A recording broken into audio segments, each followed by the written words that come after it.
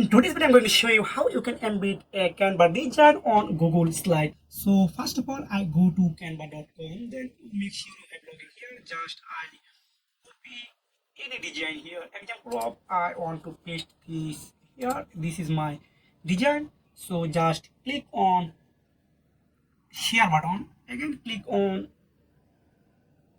share on more button. Then you can see this is embed button. Just click on here. Again, click on embed. So now open a new tab on slide.google.com. Just click on this item. So I want to embed this design on here.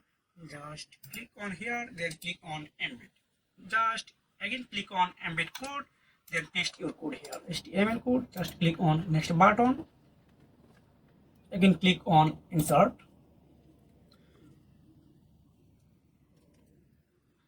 You can see my design are already added on Google Slide.